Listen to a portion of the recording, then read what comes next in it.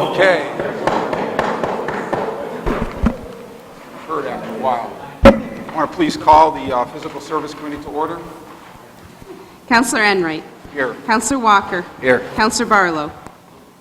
Absent Councilor, or here, I'm sorry. Councilor McLaughlin. Here. Okay, under approved minutes of May 4th, 2015 committee meeting. Make a motion. Second. Third. Councilor Enright. Yes. Councilor Walker. Yes. Councilor Barlow. Yes. Councilor McLaughlin. Yes. Okay, I see there's no old business, so let's move right on to new business. Under authorization, Michael Smith, DPW Commissioner, is requesting permission to list various surplus city items on Auction International. See the attachment. Commissioner, you want to speak on that? Yes, Mr. Chairman, it's just, we're ready to have another auction of surplus city materials. I've included a partial list, we'll canvass the rest of the departments if they like to add. It's a good program for us, we've been able to generate some revenue from it. We'd like to do it one more time. Yeah, I was glad to see this come up because I do drive by there quite often and see there's quite a collection you got going there and various items. So thanks for moving forward with that and getting that going. I'll make a motion. Thank you. Second. Councilor Enright. Yes. Councilor Walker. Yes. Councilor Barlow. Yes. Councilor McLaughlin. Yes. Item number 2, Michael Smith, DPW Commissioner, received a request from Tom Allen of Atomic to hold their third annual Atomic International Fishing Derby on August 8, 2015, and to set up on Thursday, August 6th, and Friday, August 7th, 2015, in public space at Brightbeck Park in the area to the east of the Bell for the event, tent, and use of the Bell parking lot, and August 8th, 2015 for the weigh-in station. Is Mr. Allen here to speak on that? Mr. Chairman, again, this is the third annual. It's been successful the first 2 years. We haven't had any issue with Mr. Allen or his event, and we're looking forward to another year.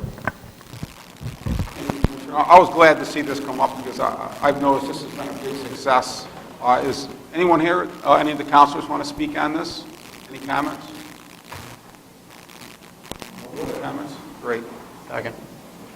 Councilor Enright. Yes. Councilor Walker. Yes. Councilor Barlow. Yes. Councilor McLaughlin. Yes.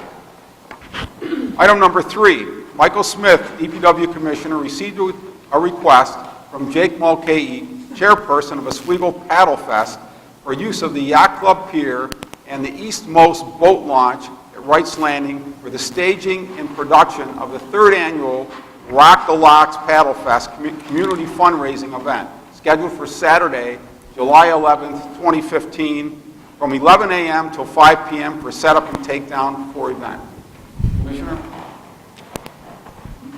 Again, Mr. Chairman. Excuse me, I see here, next line. They are also requesting a variance to serve beer and wine and a noise variance to allow for live music and use of city bandwagon at no charge.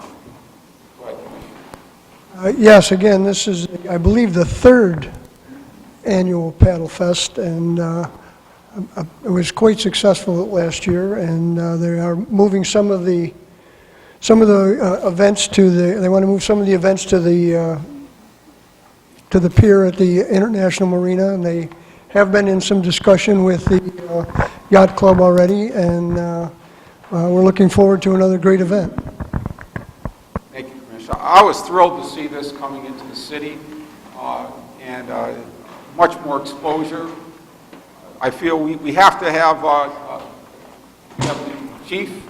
We need that for the liquor permit, and I'll contact Jake Mulcahy for the noise variance. I'll notify him of that.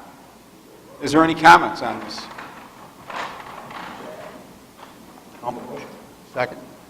Councilor Enright. Yes. Councilor Walker. Yes. Councilor Barlow. Yes. Councilor McLaughlin. Yes. Michael Smith. Item number 4, Michael Smith, DPW Commissioner, received correspondence from John Fitzgibbons representing Oswego YMCA regarding the Dragon Boat Community Festival on Saturday, September 12, 2015. They are requesting use of Brightbeck Park on Saturday, September 12, 2015 for the event.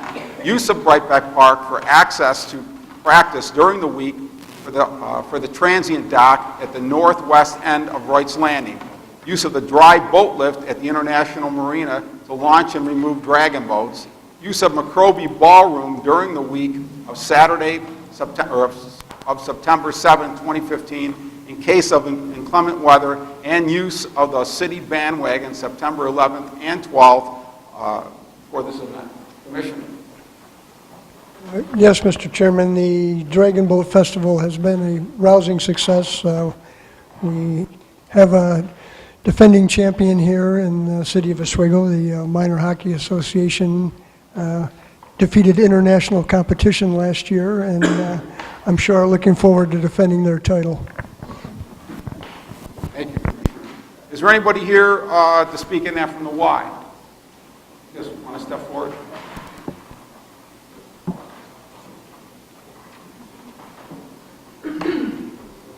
Good evening, Carrie Webb from the Oswego Y.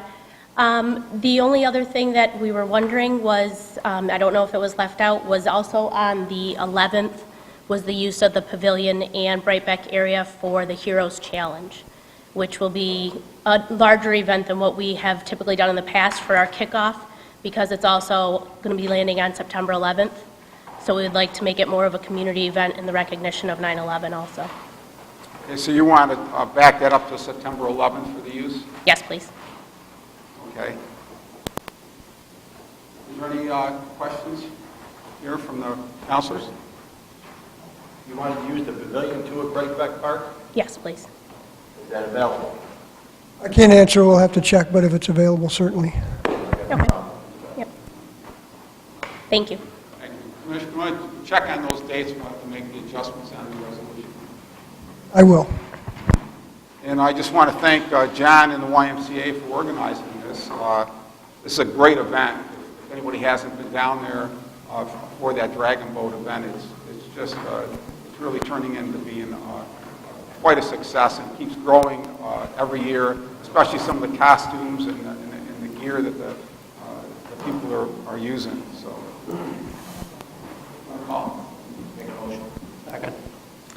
Counselor Enright? Yes. Counselor Walker? Yes. Counselor Barlow? Yes. And Counselor McLaughlin? Yes. Item number 5, Michael Smith, DPW Commissioner, received a request from Janine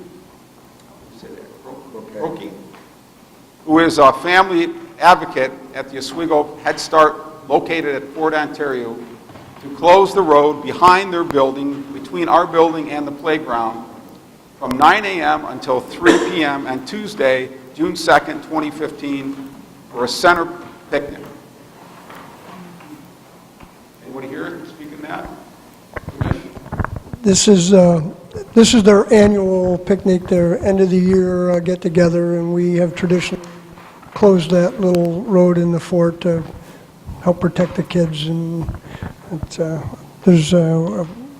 we are already prepared to help them out with what we normally do. So we're fine with it, absolutely. Any comments, Counselor? Second. Counselor Enright? Yes. Counselor Walker? Yes. Counselor Barlow? Yes. Counselor McLaughlin? Yes. Item number 6, Michael Smith, DPW Commissioner, received a request from Teresa Burns requesting to purchase a park bench to be placed in Brightbeck Park in memory of her husband, Edward Burns. See attachment. Commissioner. Yes, Mr. Chairman, I know we had some questions about the additional placement of benches in Brightback, but as you know, the next two items also address the same issue. Since the last time we spoke, I spoke about this, I've been down there and looked at what we are trying to accomplish. These 3 benches, as we move along here, will complete 2 sections of the park. We'll fill out those 2 areas, and anything further we can discuss on a case-by-case, but we already have the places for these 3 and the ones that were approved in the recent past. So I think it'll be a very nice complement to the park, and we can move on from there. Thank you, Mike. I have one question. I know we do have a few of those kind of ugly-looking aluminum benches that add up and not dedicated by anybody. And I think it would make the area look a lot nicer if we had some consistency. Eventually, maybe we could replace them with newer benches so they get dedicated. But that's just a thought on my part. Yes, and actually, several of these, including these tonight, will be replacing some of those, and especially in the area that overlooks the marina and around that bend. So we are actually going to take some of those old ones out and put the new ones in. Chair. Commissioner, is there any other parks that we can start putting in? I mean, we have a lot of other parks. Yes, absolutely, Councilor. And Actually coming to us, say Brightback Park, or are they saying a park? for the most part now, it's been Breakback, but we're going to try to have that discussion with them when they first bring it to us, offer them some other options. We have put a couple of benches in the West Park. We've put some in the East Park. We have several more that certainly would be a nice place, Shapiro for one. So all of those opportunities are there, and we'll try to have that discussion with prospective donors, before we get to committee. So.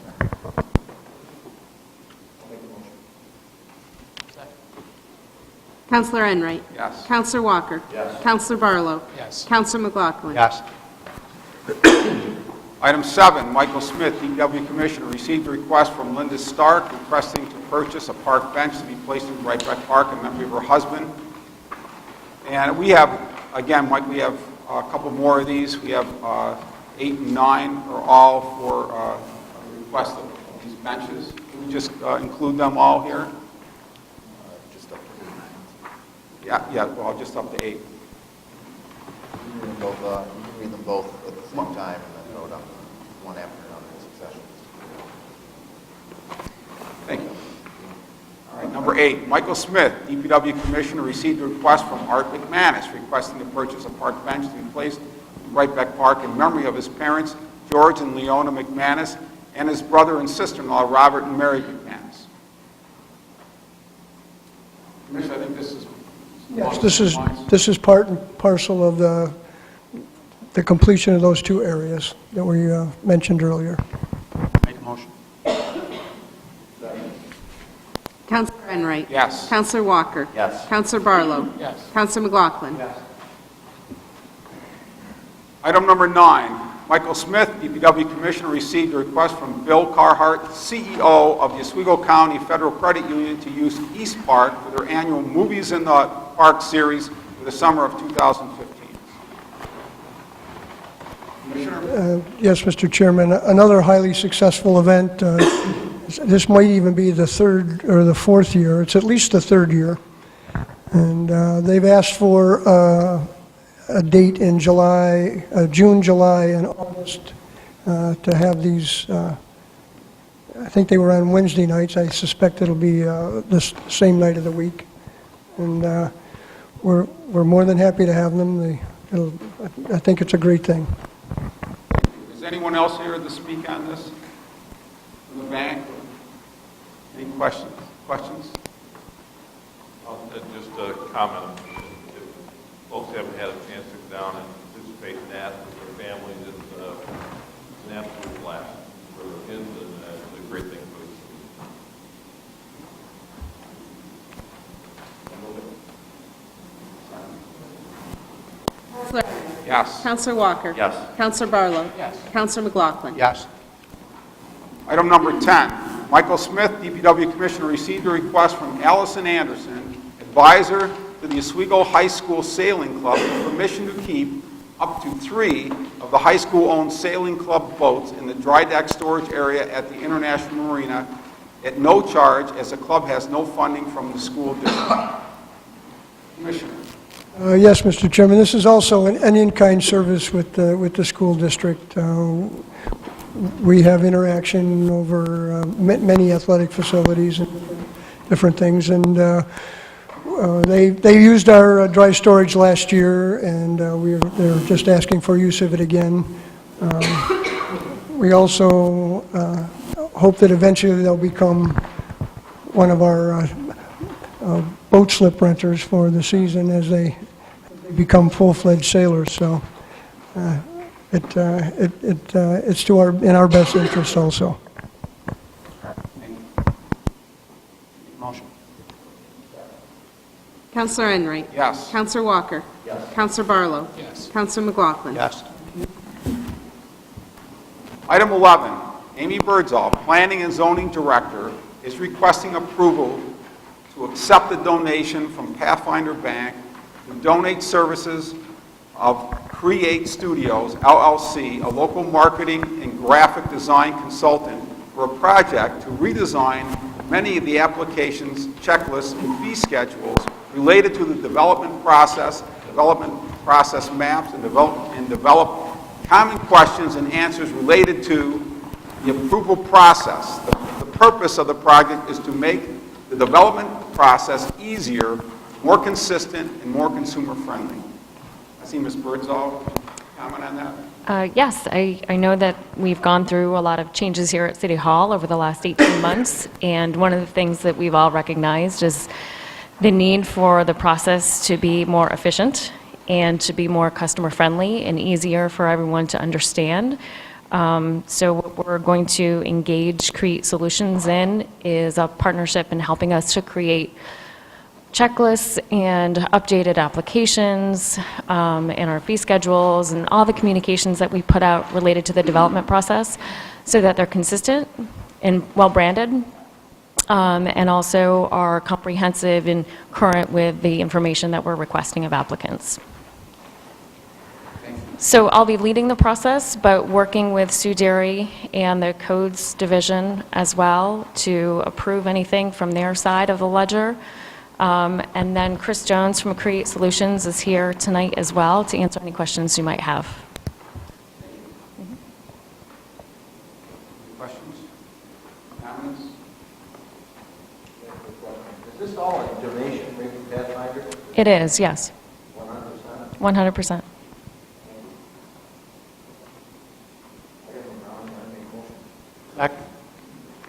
Counselor Enright? Yes. Counselor Walker? Yes. Counselor Barlow? Yes. Counselor McLaughlin? Yes. And we need a resolution? Yes, will do. That's it. Make a motion. Second. Counselor Enright? Yes. Counselor Walker? Yes. Counselor Barlow? Yes. Counselor McLaughlin? Yes. I'd like to call to order the Planning and Development Committee. Clerk, please call the roll. Counselor Barlow? Here. Counselor Walker? Here. Counselor Todd? Absent. So Counselor Van Buren? Here. Motion to approve minutes of April 20th, 2015. Make a motion. Second. Counselor Barlow? Yes. Counselor Walker? Yes. Counselor Van Buren? Yes.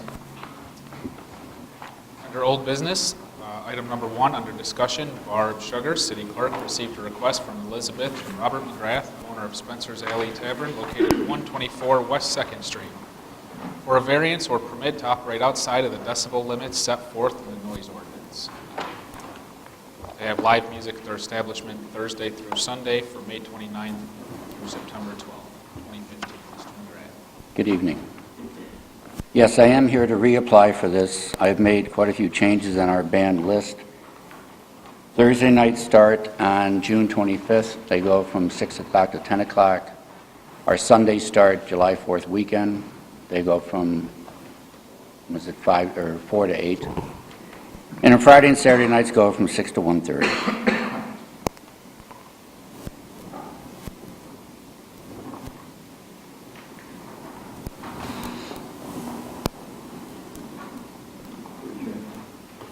Counselor Walker. You did drop the decibels down to 80, right? Yes, I did. To be measured at the complainant's property line.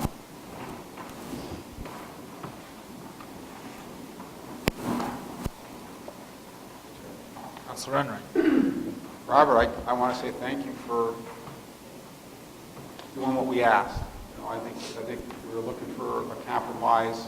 I think the lowering of the decibel level is a big factor in here, considering the the noise ordinance.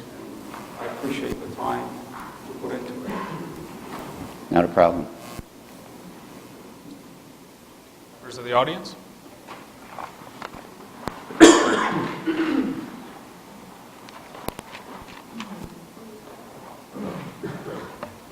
Good evening. Stephen Phillips, I'm resident 53 West Seneca Street. We certainly appreciate any concessions that have been made, but actually the lowering of the decimal level and then the moving of where you measure it is a shell game. They negate each other. The way the law or the code is written, it is at the source of the complaint, not at the source of the complainant. If somebody files a complaint, they are the complainant. They are not the source of the complaint. To illustrate this, if the police receive an anonymous complaint, I believe the police routinely respond to anonymous complaints. Where do you measure that? There is no property line. It is at the source of the complaint. So the neighborhood would not be in favor of saying we go down to 80, but we move where we measure it. To illustrate this further, what if I'm out for a walk at 1 o'clock in the morning and I happen to walk past the bar and I find the volume of the noise unacceptable, unreasonable? Where do we measure that? It's at the source of the complaint. The source of the complaint is the music, the loudness. So that hasn't changed. All that we have asked all along is to turn it down and turn it down earlier. I think it is unreasonable to have noise at 80 or 85, and of course we started out at 90 decibels at 1 o'clock, 1:30 in the morning. It would not be acceptable if my next door neighbor, if I could hear their music in my house at 1 o'clock in the morning or 1:30 in the morning. That would not be acceptable. I think you would all agree with me that if you could hear your next door neighbor playing music at 1 o'clock in the morning or 1:30 in the morning, that is unreasonable. That's all that we're saying. He can continue to play music, simply turn the volume down. That's all it is. And just one other point, gentlemen. I've sat in this council and I've heard most of you complain about your department heads not being responsive to you, ignoring you, not being accountable to you. You are our department heads. And when your constituency, when your voters come to you,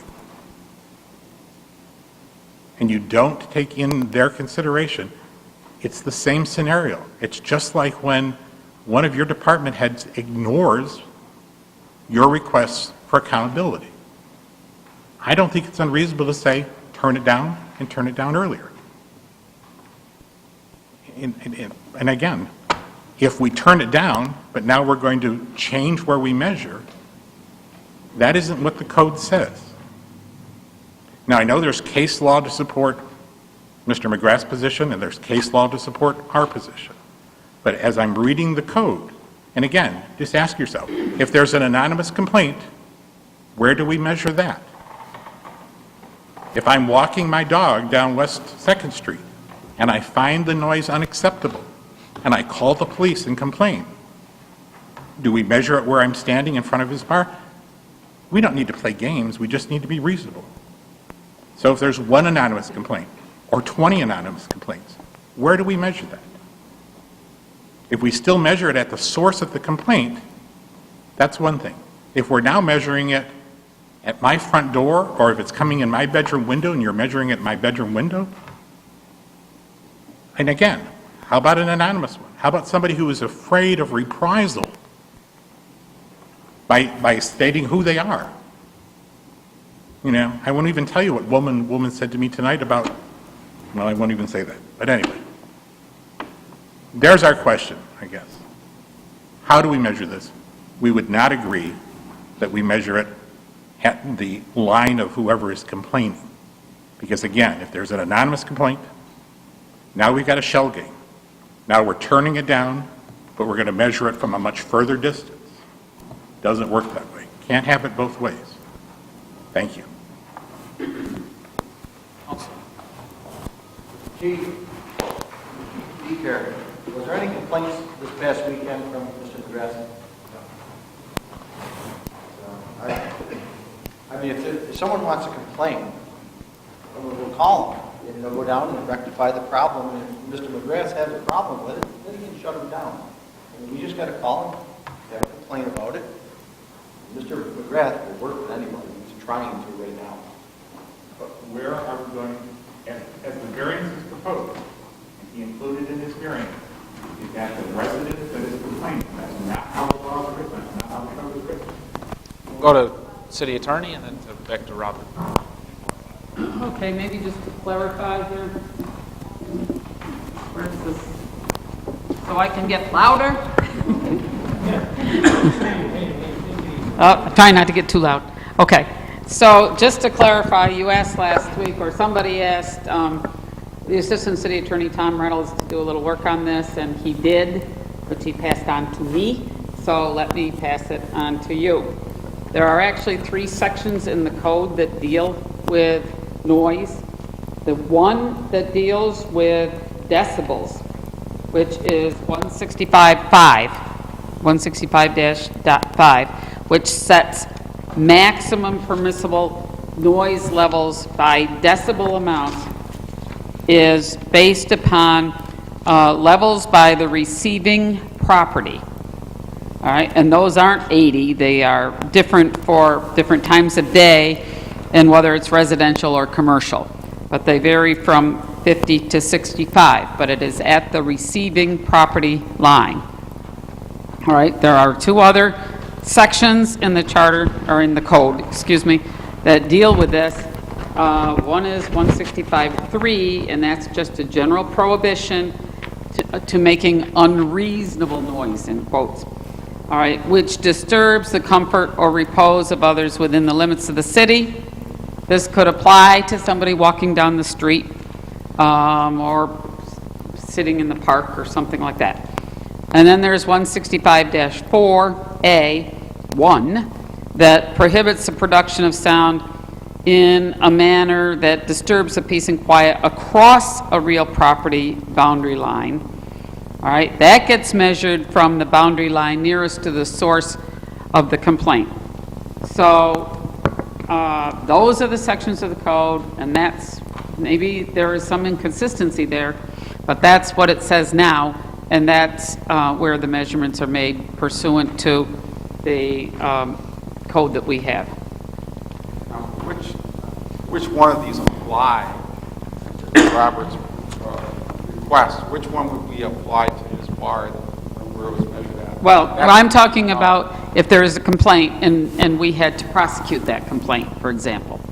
So if there is a complaint and the police are going to give an appearance ticket for prosecution, and that's based upon a decibel level, and the police are going to put a decibel level on that accusatory or that accusatory instrument, then that would have to follow Section 165-5, which says that it's the receiving property boundary line.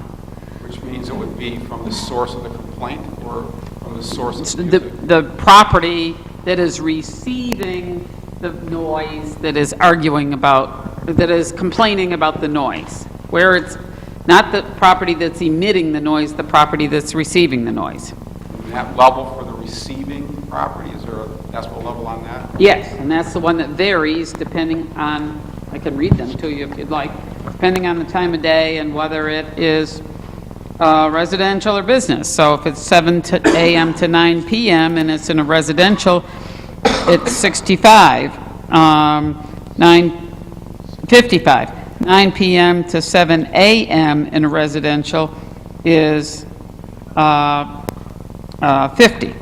But then if you move to commercial, that goes to 65. So it depends on the time of day and the type of property. There is some variance in that, but that's at the receiving property line, not at the emitting property line.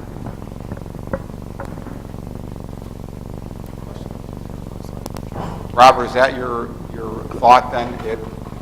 The source of the complaint, meaning if it was my house, then depending on what hour of the day is, it would either be 55 decibels or 50 decibels at my house. After talking to some legal people because I felt I had to. A couple of meetings, I think it was 2 or maybe 3, I offered Mr. Phillips I would be no louder than 50 decibels at his property line at any given time, and at that meeting, that wasn't good enough. But the way your law reads, if I'm a bar in an R3, I shouldn't be any louder than 50 decibels after 9 o'clock at night at your property line, if I'm 2 blocks away or if I'm across the river. I shouldn't be any louder than 50 decibels at your property line at any given time after 9 o'clock at night. Now, I offered that a couple of meetings ago, but that wasn't good enough. You wanted 80 at my door. Well, the legal review of this says I can be 80 at the property line. I would never want to be 80 decibels at Mr. Phillips's property line.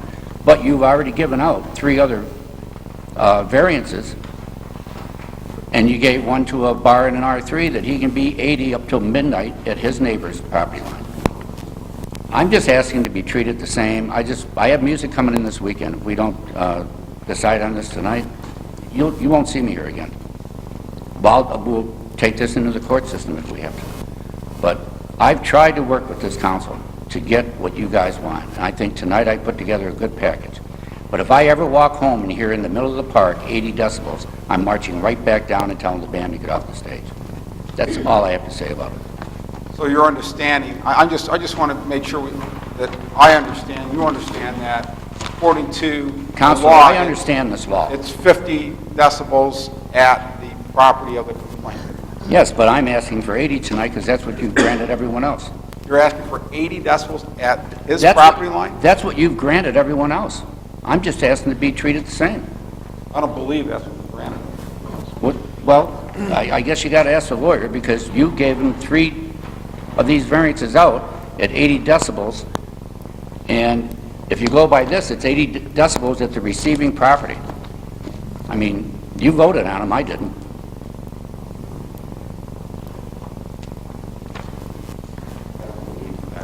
Robert, I have a, I said, I can't believe that's our intent, to get 80 decibels at the property. Can I just, go ahead, Gay. and maybe to just try and clarify a minute. So what I just quoted to you was exactly what the code says. So if you're at 50 or 55 or 65 or whatever it is, you don't need a variance. You're within the code if you're not exceeding that. A variance is to exceed what's in the code. Robert, can I just ask you a question? May or may not totally be germane, but I wasn't here last week, and you talked about a roof and a building permit, which I'm not totally familiar with what that's all about. That won't go up till the fall now. Can you explain what your intent was? My intent was to hang acoustic panels off this roof system to make my area, because it doesn't have a front wall. My intent was to make it into more or less a dead room. The sound wouldn't travel. There would be sound getting out of the front, but it would not be to the levels that it's getting out now. All my music faces my wall on the 3rd Street end. If I can catch the revibration of that music inside my space, it won't, as much of it won't go out onto the street. So from 100 feet away, I could be 30 decibels. I don't know yet. The site engineer is coming down, and he's going to tell me what maybe we can do, but it cannot happen in the fall. I'm ready to open now, and I can't have this construction crew come in and tear everything apart, and then me put everything back together. I mean, you just ran out of time? Or? Yeah, I ran out of time. I am going to do it, though. Councilor. Robert, quick question, I'm sorry. You're going to put some sound panels up. Are you still going to try to put some deaden sound right Yes. now? I remember you talking. I'm meeting with the man tomorrow afternoon to see what I can do now to deaden the sound. Yep.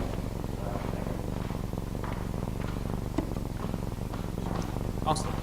I just want to clarify what's going to be coming before me next week. Is this a vote for 80 decibels at his property line, or is it 80 decibels that's going to be 3 blocks away at the residence who's complaining property line? I think that really needs to be cleared up. Sounds, I mean, the way I took it from Robert is it's 80 decibels at the property line of the person complaining, and Gay said he's applying for a noise variance, so that's, I'm just, so you're aware of how loud that would be at your front door, 80 decibels at 1:30 in the morning. No, I think originally, if I'm not mistaken, Robert was talking, and even in his written request, it appears that what he's talking about was 80 decibels in the area, the immediate area, which I think by lowering it to 80 decibels seems to be an acceptable compromise and what the neighbors are looking for. But to put up 80 decibels at your front door, boy, I don't know about that one. Just something to consider. we'll go to, Mr. Phillips has been waiting, we'll hit him and then.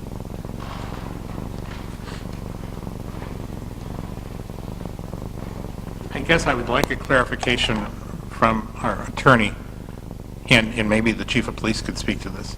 How do we handle an anonymous complaint? There is no property line.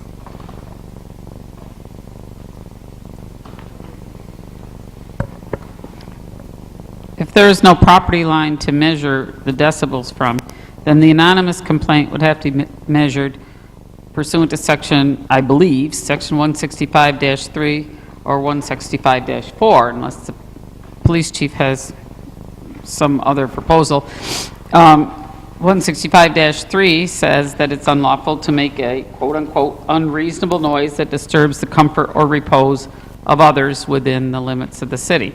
So, again, you have to have, the city does, and the chief can speak to this, does have complaints of noise from parties and that sort of thing, but it then has to use that category to determine if that is a noise that's so unreasonable that it would disturb the comfort or repose of others within the city, or under 165-4, which would disturb the peace and quiet across the property line, meaning out in the street. Where's the chief?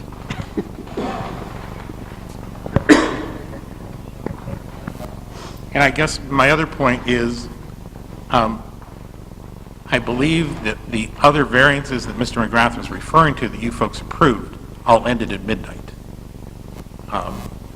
The one at Gibby's, which is on the other end of our neighborhood, that there I don't believe there's been any complaints about because we don't hear them.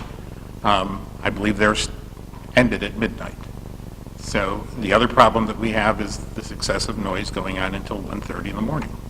I just think that's, again, unreasonable. So if I'm understanding correctly, so that we can all be clear on this, if there is an anonymous complaint, the noise will be measured at the front, at the furthest boundary of his business. Is that correct?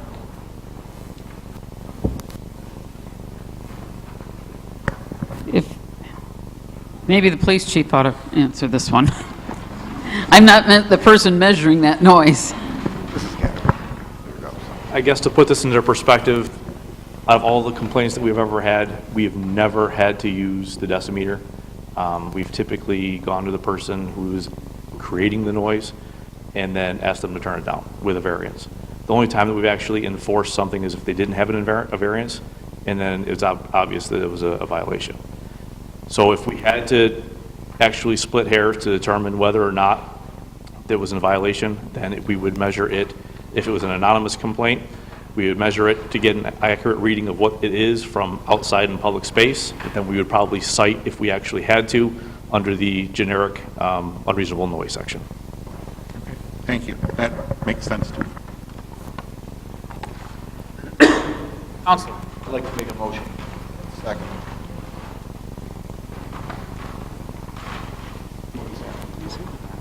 We're voting on.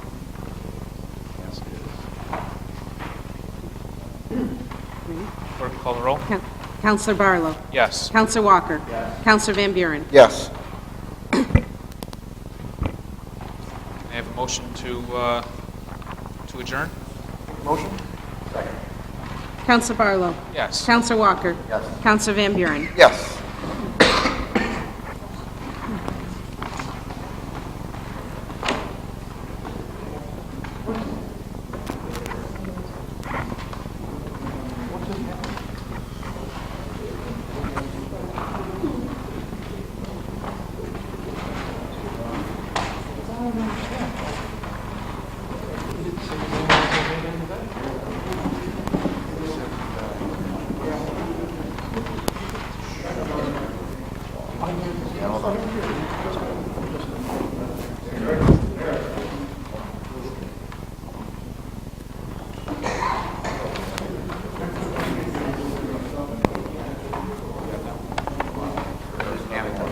Another one regarding another one for gay now regarding real property. Two executive session. Okay. Before we get started then, Mr. Phillips, is the comment you'd like to make? Allow one. I guess we're all confused. It was very difficult to hear what you just did. We voted on the proposal as is to send this to full council. I'm sorry? We voted on the proposal as is to send this to full As is to send it for, so it's going to go at 80 decibels at the property line of the complainant, and if there is an anonymous complaint, it would be at Mr. McGrath's property line? And was there any provision put in there about the 2 strikes and you're out? We talked about before?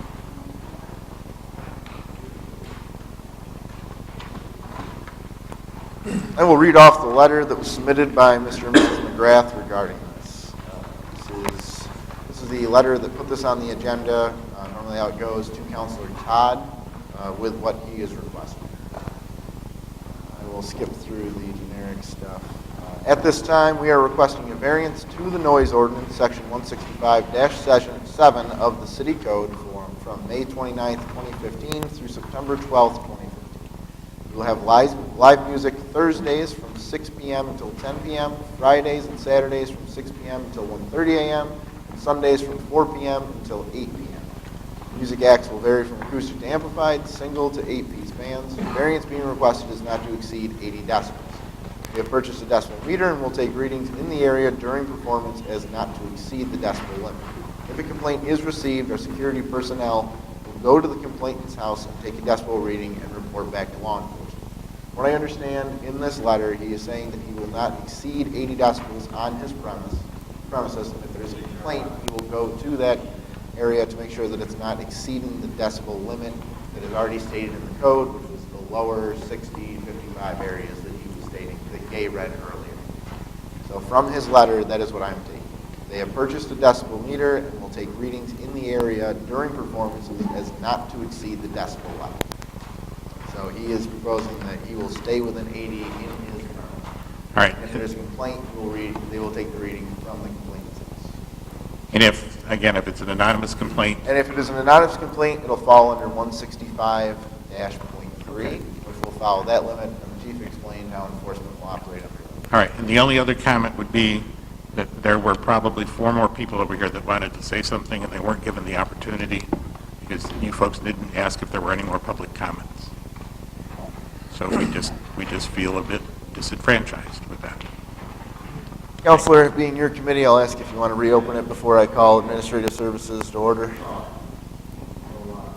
Do we have to call it back to You have to order? reopen it up. It'll just be under discussion now, discussion regarding proposed resolution. I'd like to call to order the Planning and Development.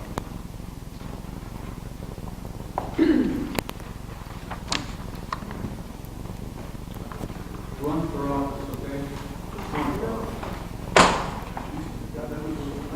Clerk, call the roll. I'm sorry. Call them back to order, the last. Call the roll. Counselor Barlow? Here. Counselor Walker? Here. Counselor Todd? I'm sorry, Counselor Van Buren? Councilor Van Buren, please step. Members from the audience have any comments regarding the noise variance granted to Mr. McGrath? I did, but everything that I had really needed to be said in front of Mr. McGrath, and he's gone now because you called your vote and he walked out. So everything I have to say really won't matter to you, unfortunately. Well, I mean, there's a council meeting next Monday night where the full council votes. Maybe your comments will have some sort of impact our vote then. We'll give it a try. You can address now if you'd like, or next Monday. Maybe I'll just go down to the bar and talk about. There you go. It's obviously, he's gone, so. Anyone else?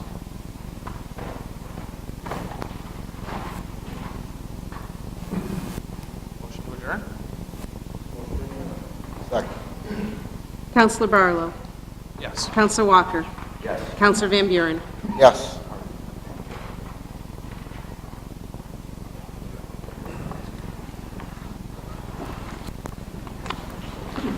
This time, I'd like to call the Administrative Services Committee to order. Please call the roll. Counselor Van Buren. Here. Counselor Enright. Here. Counselor Capelitz. Here. Counselor McLaughlin. Here. Take a motion to approve the minutes of the May 4th, 2015 committee meeting. Make a motion. Second.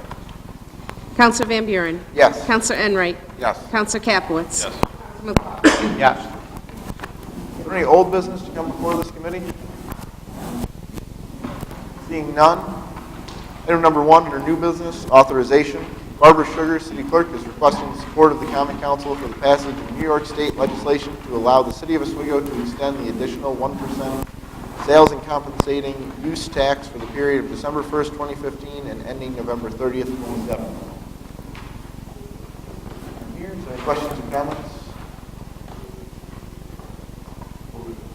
Now I'll take a motion. Second. Counselor Van Buren. Yes. Counselor Enright. Yes. Capelitz. Yes. Counselor McLaughlin. Yes.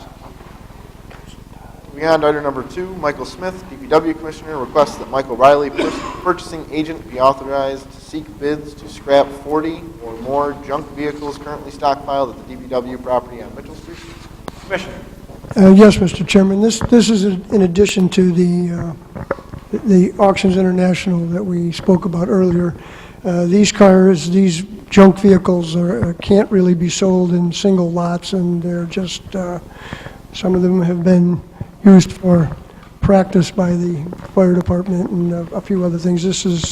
So we're seeking scrap iron prices for them as one lot. All of the vehicles that we can't sell individually. Thank you. Any questions or comments? Counselor Van Buren. Yes. Counselor Enright. Yes. Counselor Capelitz. Yes. Counselor McLaughlin. Yes. Item number 3, Gay Williams, City Attorney, requests council authorization to extend the parking lease agreement with Wayne Drugs to December 31st, 2015. Gay.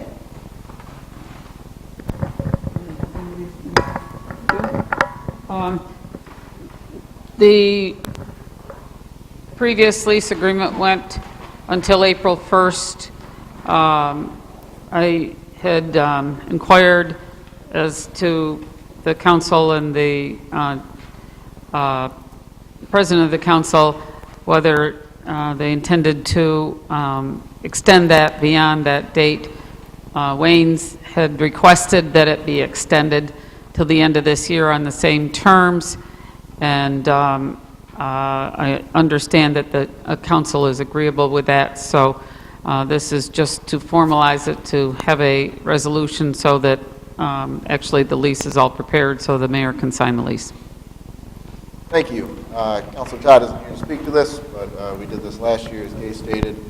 This kind of helps out by giving his employees a place to park so that they're not using downtown parking spaces to do that. Nice agreement. They are going to take care of the signage that they will be putting up there. That'll be their responsibility. Questions or comments? Counselor Van Buren. Yes. Counselor Enright. Yes. Counselor Capelitz. Yes. Counselor McLaughlin. Yes. Item number 4, under travel requests, Torrey DeCare Police Chief requests permission to send 3 police recruit officers to police training basic course for police officers to be held at the Mohawk Valley Police Academy in Oneida, New York, beginning on June 15th, 2015. And there's an attachment. Chief.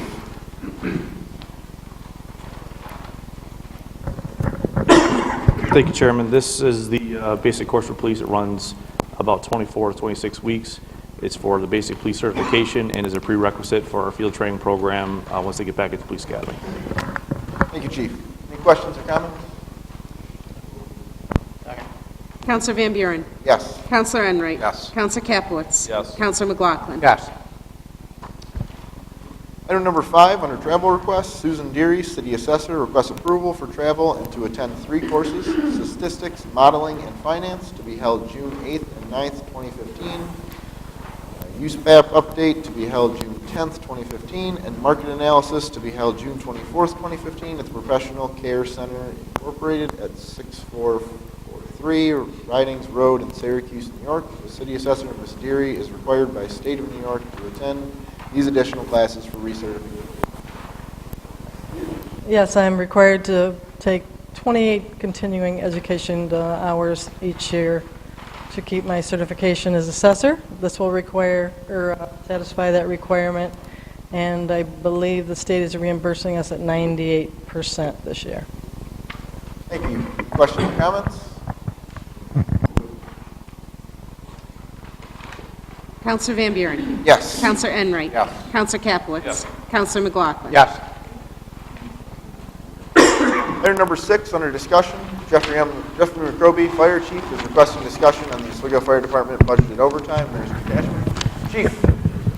Sorry about that. When the budget was first passed, there was $345,000 for departmental overtime. It was split into $145 for the overtime and $200,000 in a holding account or a personnel contingent account. I understand $100,000 of that is to be used for code enforcement, comp time / overtime. Originally in the budget, there was $100,000 for the department for code enforcement that was removed by the mayor. And I'm asking that the $200,000 be put back into the departmental overtime, because right now I'm at $99,000, well, I'm over $100,000 with the payroll that went in today. So the original amount that was budgeted was there, and we're not going to be able to keep proceeding through the year without some sort of transfer of the funds.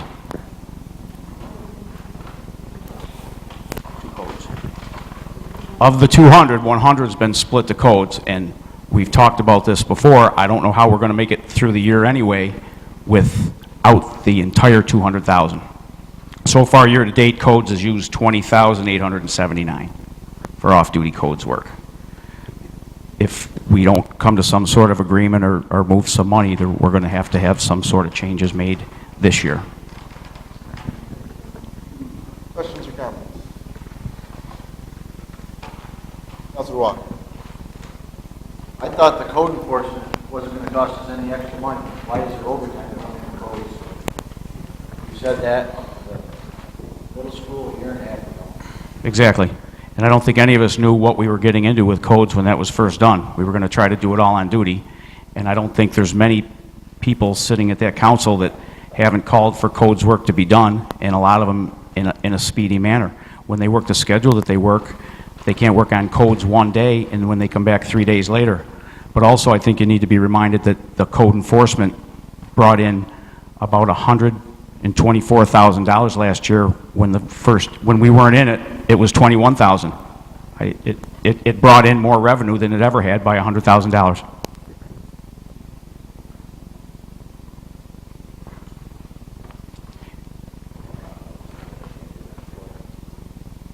Councilor Barlow. I'd just like my colleagues to take note as we vote on this that I think we put this money into the account we did for oversight. And, it doesn't take a budget analyst to look at the city's budget and we can see where a large part of the money goes. And this is nothing against firemen, this is nothing against chief. I mean, it's in my opinion, we're having a breakdown in management. And I have the sheets right here. I've been keeping them all year long. These are just random ones I brought today. Overtime hours these are sheets that are in our mailbox.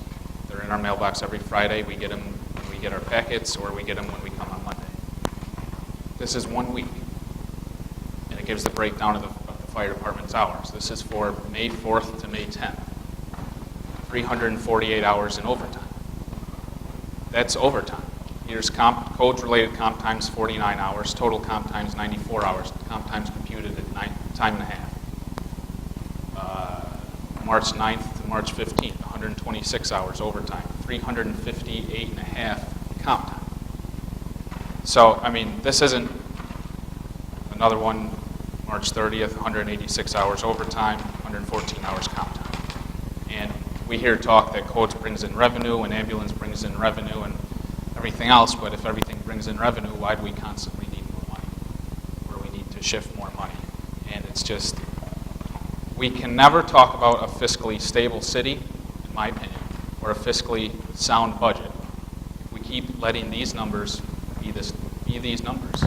And I guess my point is that it's a management and administrative issue. I mean, I'm curious to know, I mean, what the mayor's opinion is or where we can go from here, but in my opinion, the only thing we as a council, we're a legislative body,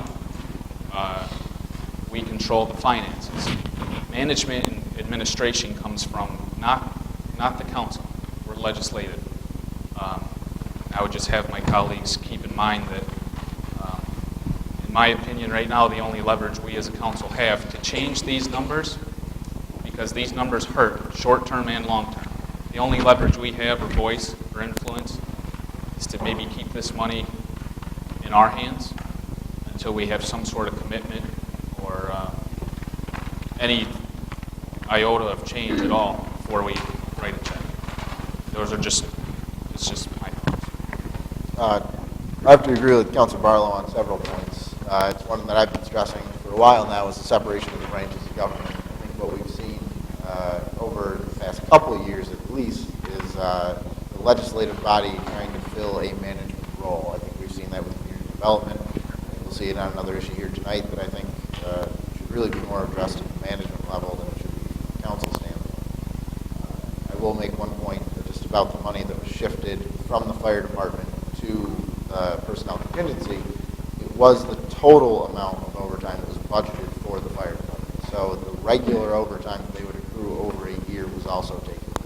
So I agree with the oversight aspect. I think we do need to do it. I do think that we need to evaluate, though, the amount of regular overtime that the fire department would have accumulated throughout the year. I'm glad that the council brought up the management part of it, because the overtime in 2011 was $512,289, and last year it was $328,000. So I believe there have been cuts and some manages made. I'm sorry that you left that out. But also, when it comes to this code stuff, the phone will ring, and if we're going to be doing it all on duty, that's fine. But you guys are going to be the ones calling me saying what's going on with this and this and this. And if the horses aren't there, they're not going to be able to race. Councilor Barlow. Chief, I fully acknowledge that codes was dumped on you, and I thank you for the work you do for me with codes. In regard to overtime getting better, the overtime amount of money spent on overtime getting better is nice, but taxes still went up 55%, so getting better isn't good enough. When we aren't leveraging the public with 43% taxes after an 11% tax after 1% last year, the money's going somewhere. It's just, we need to be more fiscally stable and sound.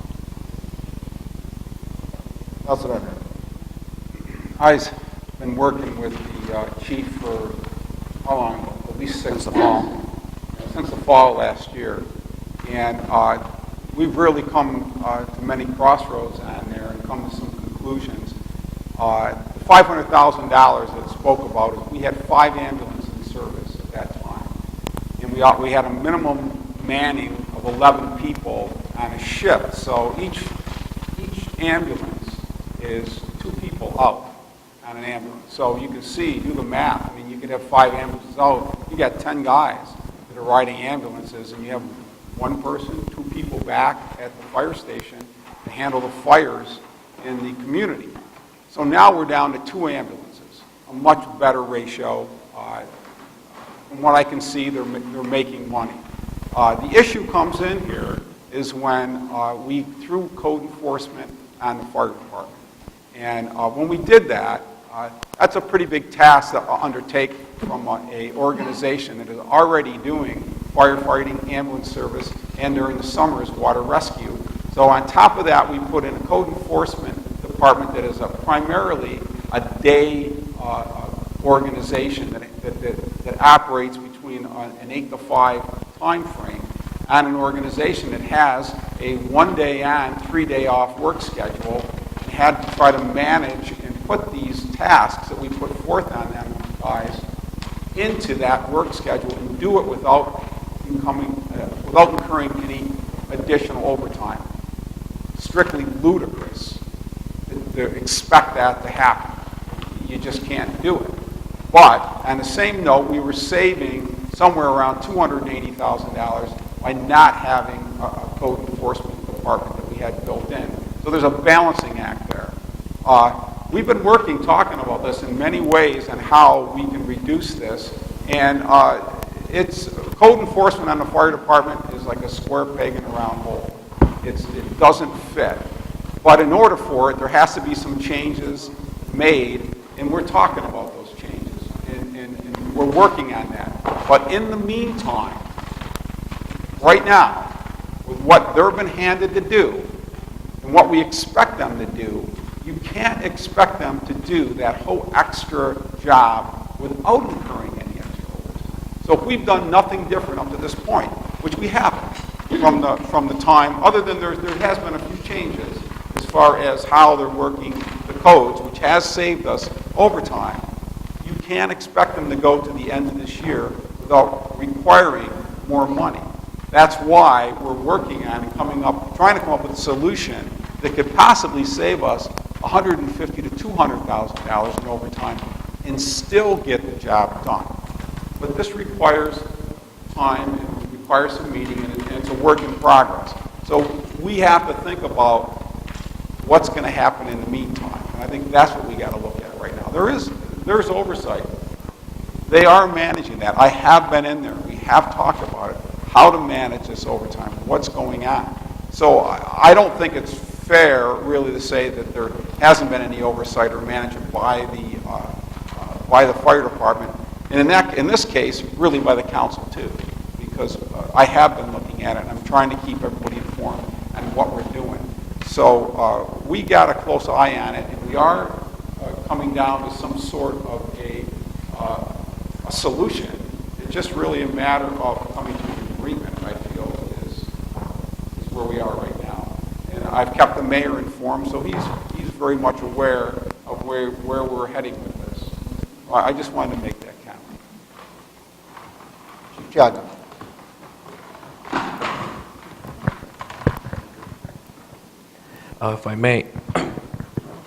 If I may, I'm sort of the numbers guy, if you will. A couple of things to keep in mind.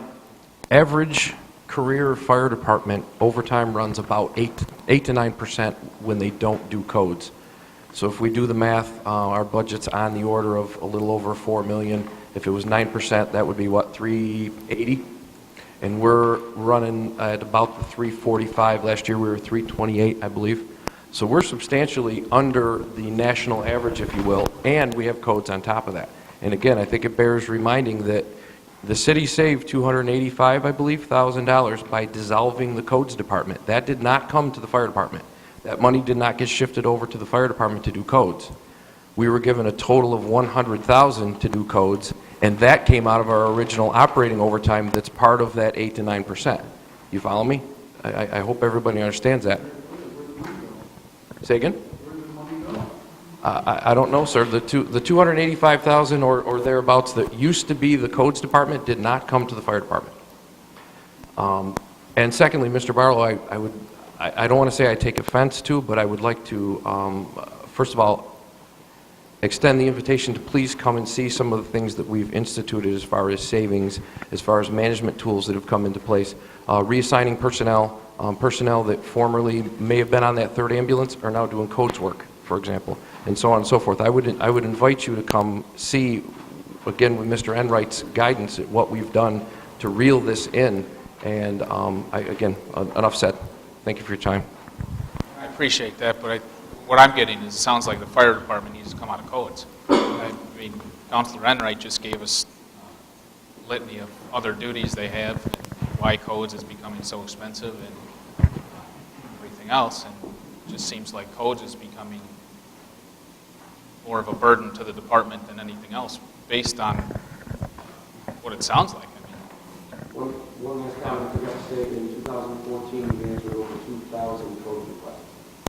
And that isn't just answering the phone, that means getting in the vehicle, driving out and seeing, what the problem is, multiple visits, so on and so forth. So it's not an easy task that we have. Thank you. Chair, with 4 people in the big fire engine. Say again? With 4 people in the big ladder truck, too. Correct? Yeah, the ones on duty are obviously taking the fire apparatus with them.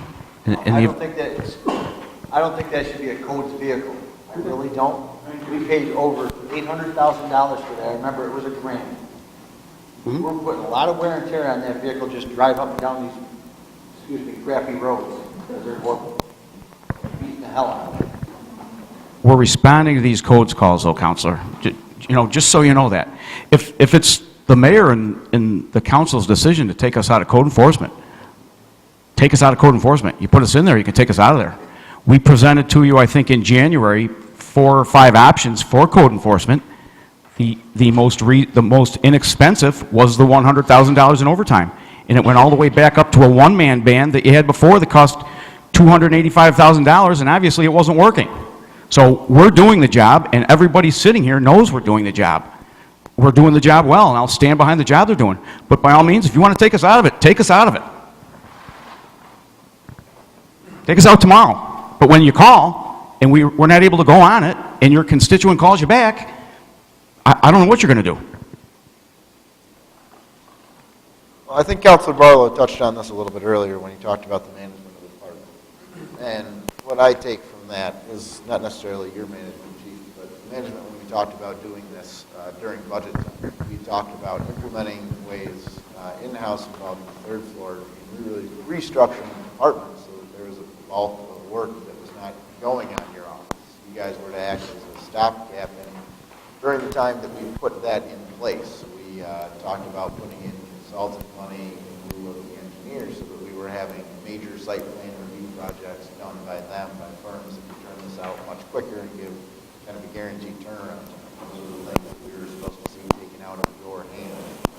You guys were going to do some low-hanging fruit enforcement stuff. You guys were going to do road work on your neighborhood familiarization walks. Those are the things we were going to do. You guys were taking on the bulk of the work while we implemented those changes so that we didn't have you doing a lot of heavy paperwork things that kept you guys behind desks. We wanted to keep you in the field doing what you guys do best. And also give you the ability, and I know you've done this several times throughout the year, on ambulance calls, when you've had issues, you come through, a journey's almost gone through a porch, you guys can start doing codes enforcement related work at the scene. When you've gotten in places for multiple calls, you had the ability to start doing codes work. And we saw that during the Wapaico issue that we had. Those are things that we wanted to see you do while starting to take the bulk of the work and really kind of revitalizing that third floor into the floor that would spur developments. It was a one-stop shop.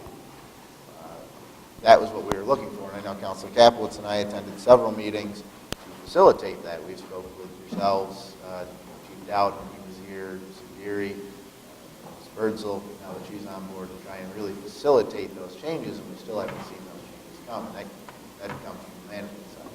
That's what we're talking about. Like I said before, I understand the entirety of your overtime was taken, and you need to actually get some of that money back in there because your regular department overtime is also affected by that shift. And that management, we definitely need to have that oversight. Codes overtime was supposed to be reduced as we made those changes throughout the year in restructuring how we do the department. And that's what we have to see. Well, if you were to look, we're at 20,000 for codes overtime now, and we're almost to the end of May. So we are actually under the 100,000, and these 2 other departments have helped greatly, and we're shuffling things around. That's a lot of the frustration is somebody doesn't know where to go. Give me some guidance. Give me somewhere to go with this. And that's what we're looking to do. And that's what we've asked, as the restructuring, we've asked to kind of have these things streamlined so that we know, that people know where to go. So when we're doing development, there's contractors that have a place to go. So you guys were really filling that gap. But with all respect, Counselor, until we move it forward, the house on Elizabeth Street's being built, and the guy comes in and needs an inspection. So we're doing it. We're not stopping things. You've got a place in your ward, and you've got a place in your ward that we talk about or email about 3 times a week, that there's a resolution coming up. That those things are getting done. The job is getting done, admitted or not, by you guys. And in order to keep it moving, we have to pay for it. Chief, I don't think we're questioning the job's getting done or not. I'm questioning the effect it has on the city's budget as you do it. I said in my little speech that I appreciate the job you're doing. And I know you didn't lobby for the job. It was thrown onto you before my time on the council, I might add. And I understand that. But I'm looking at the numbers that you submitted on this sheet. I'm looking at the city budget overall, and I'm a legislator. I'm concerned about the money. I'm concerned about taxes. And that's why I'm concerned about this. I get it. I get it. But when the phone rings about that place, and we know where we're talking about, and you want something done with it, if we're not going to spend any money, we may not be able to cover it. You know, and these problems we're getting to, I guess is what I'm saying. We are taking care of a lot of these problems, whether people like the fire department or not. You know, we took a beating when we first got into codes because it was a culture shock to just about the entire city. And we're doing a good job, and they're out there, and it's generated a lot more revenue. But whatever you guys want to do, whatever the whole gang wants to do, you can have, just tell me which way to go with it. Well, I think that's more of an Excuse me, administrative. I'm actually going to have to push this to Mayor Gillen and ask for your thoughts. You've been a part of several meetings with Councilor Capelitz, myself, city staff, for the changes that we're looking to have made to reduce the overtime numbers. Yeah, I'm going to have to ask, for you to weigh in on this. Counselor, I think what this is evident is that we're trying new things. We listened to the people a couple of years ago, and we're coming up with a better solution. Is it perfect? No. And I think that's why we're having this discussion. I don't have the perfect solution. Chief doesn't. You gentlemen here don't either. What we're trying to do is find a common ground that we can provide the safety, the security of our community. We also can protect the investment from the taxpayers and the shareholders. And I think it's our duty to find a working solution and not to turn it into an argument. I think that what the fire department has done is remarkable, as Chief McCrovey has done, to go from an overtime of an excess of $500,000 down to where we are now is remarkable. And it came through a lot of hard work and a lot of collaboration on everyone's part. So as far as the discussion point goes, I know it's an election year and everybody's trying to score some points. But the bottom line is we have a community to protect. We're offering value. We've asked the fire department to do things, and yet if they're going to do it, we have to acknowledge the fact that it's going to cost money. And if for some reason you decide not to do that, well, then that's another step we're going to have to make. Councilor Enright, you have a comment? Councilman. Yeah. Part of that, this whole restructuring of the fire department, and I looked at all the current ways that we're doing business, and we did find a few things that we could improve on, and the fire department conclusion is that they are doing an excellent job at what they're doing currently.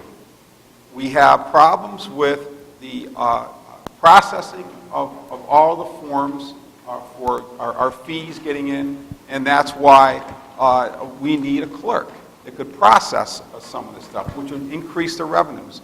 We also have a problem that we're not really getting the boots on the ground, like Councilor Barlow was saying, and going through the wards and part of the hard-hit areas, because the fire department is busy. They're doing their job. They're working on these on the houses that have to be torn down, and they're working on the permits and that sort of stuff. The problem is there's a bottleneck. They get all these permits in. They try to get these jobs done, but who's going to process this? I mean, we got backup from a year on trying to get some things done because there's nobody in there that's processing it, or they're trying to do it in a sporadic method that has one person that's working during a day and then he's gone for 3 days. So you can see it doesn't work. That's that square peg in the round hole deal. I have presented a plan. We are talking about it, but it's not anything I can talk about it right now on the floor because it's something that could involve the union and it could involve a whole complete different type of schedule that does manage all these issues. But what the issues we have right now is they're doing their job. They're doing what we're asking for, and they're trying to do it with less money than it took to run another department. So I recognize that. But I also recognize that there has to be a change in the way the code is handled by the city, and it can't be through the current process that's going with the fire department. We get, what they do is great, but we're missing a lot, and there's more that's needed. So we have looked at it. And like I say, we are in process of discussing it, and that's all I can talk about. Councilor Kaplitz. Chief, I first want to thank you and your staff for what we've done the last several years as it relates to overtime. And, you know, in 5 years, as everyone has mentioned here, it's gone from over 500,000 to about 300,000. That's a major and significant savings to the city, and that's been through your management of the fire department itself. And, you know, this council and we are looking at what our options are for making changes that, in my mind, wouldn't kill us, but making transitional changes that will not compromise public safety. There's a real balancing act as that moves forward, whether it's the discussion we have on ambulances or manpower on duty, things of that sort. But we are looking at bottom line, and I heard you make some statements earlier that I want just as far as it relates to the finances we have responsibility for. You talked about code money that was generated for this city last year. What was the number for? 124? Yeah, the whole thing. I think it was around 124,000 and some change. And that was in 2014. Correct. And don't give us the credit for that. There was I'm trying to do some math here. no, but there was changes that the council made as far as the permit structure. The fees and everything. The whole shoot and match got together, and that's what it made. That's part of what we've tried to do here. Mhm. Looking at, you know, this is not an easy fix. When you think you got it figured out, somebody throws a curveball at you, and you know you have another, whether it's a union issue or a state law issue or some other host of things that come into play here. You have to kind of negotiate yourself through this process. In 2013, this code, do we have any idea what we generated for code in 2013? Was that number, Mike? I think it was around 24,000 and some. I believe it's 14 and change. 14 and change. 14 and change in 2013. So that's $110,000. I believe the discussion that we all had here at one point or another, understanding and realizing that we were going to lay this on the fire department, and understanding that there were going to be additional costs related to that we looked at the revenue source as a way to help offset the cost of manpower to service the code department. I think we had that discussion collectively. So and that's why I think got to bring it back into focus as to why we changed some of the numbers here and looking at how do you balance the equation as the city is concerned without having it become onerous on the taxpayer. Now, you also mentioned that we had 2,000 calls last year, 2014. Codes calls. Codes calls. Do we know how many codes calls we did in 2013? Oh. My guess would be many multiples less. And I know that those 2,000 code calls have also, aside from the folks that want us to get things done, we've also had calls from lots of folks saying that now we've gone too far. But in my mind, what it is we've created a level playing field for everybody. And to think that we had one code enforcement officer, there was no way they could deal with 2,000 calls on an individual basis. And what we were able to do with the fire department was to reach out and looking at our responsibilities and obligations to the state of New York. Uniform systems, the uniform code is New York's code. It's not the city's code, it's New York's code. And we have an obligation and responsibility as a city and as legislators and as an executive to make sure that those are followed. It's not a choice. We have to do that. So knowing that we have to do that, and if we don't, we fall short, we compromise public safety, we create all sorts of liability issues for ourselves. That's the other part of this whole discussion. You know, you can look and say, oh, we can just kind of go back to the way we were doing things, and depending on who you knew and what you knew, you could, you know, you just let some folks carry on, and other folks you didn't let carry on, and that creates all sorts of potential liabilities for this city and its taxpayers. And that's where you start looking at all the things that complicate this discussion. What sounds easy isn't really when you get into all the variables that come into play here.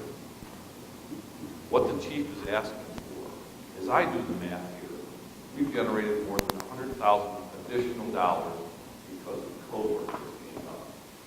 We've also spent only $20,879 to date on code. We used to spend $285,000 doing the job at a lot lesser standard than we're doing now.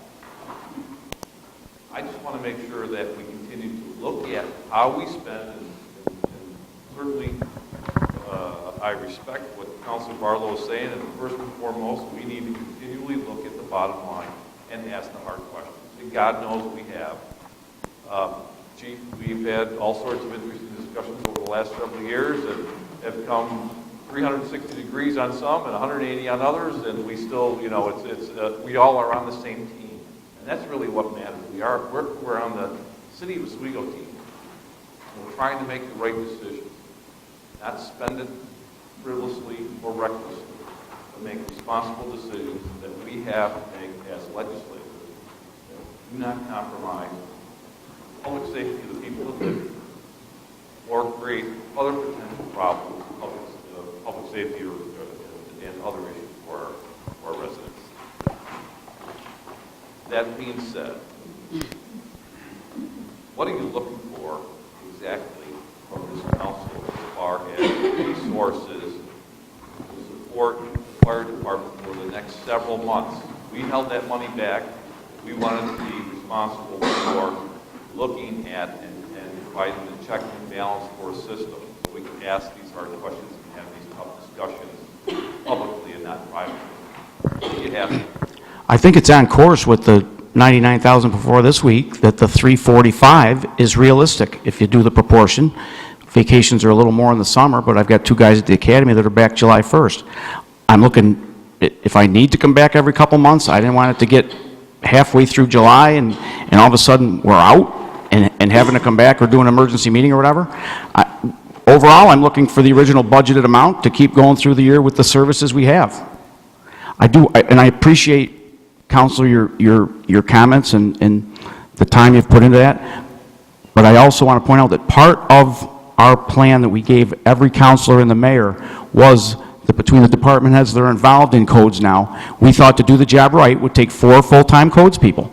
You know, if you have somebody on vacation for a week, I don't know what happened before. If somebody was doing a build and a footer couldn't get inspected, how was that done? I don't know. But to have 4 full-timers at $55,000 like the Fulton rate before benefits, you're back flirting towards the 280 to do it right. So, and we provided all the different options, the state coming in, 4 full-timers coming in, part-timers, how to do it, and like I said, the $100,000 for the extra codes time seemed to be the most realistic way to go about it. And there's a number of hours that they do on duty. Yes, they're in the fire apparatus. Sometimes they're in the pickup truck, but they need to be able to respond to emergency status. That's why they do that. That's done nationally. That's your workshop. That's your vehicle. That's what you do. I understand the maintenance and stuff, but it's not feasible to go back to the firehouse and grab a fire apparatus if you have a structure fire. It's just not the way it's done. John. Yeah, I was going to speak to that. Those guys are on duty. They have to be with that vehicle. If they're doing codes, they got to take that vehicle with them. If they're doing training at fire school, that's why you see that vehicle on fire school. They don't jump in another vehicle. They're assigned to that vehicle for 24 hours. So that's why you see them doing the fire. And the other side of this is the fire inspections. A lot of people are mixing codes with fire inspections. We've been doing fire inspections for over 30 years. There's nothing to do with code. If you took us out of code, we would still, by law, have to do fire inspection. That's where you see the 4 guys pile on the engine, and they go into a restaurant and do fire inspection. That has nothing to do guys, it's not costing overtime. They're all on duty. And that, those two get meshed together. So I think They're the businesses, the public assemblies and stuff. And like you said, we've always done those.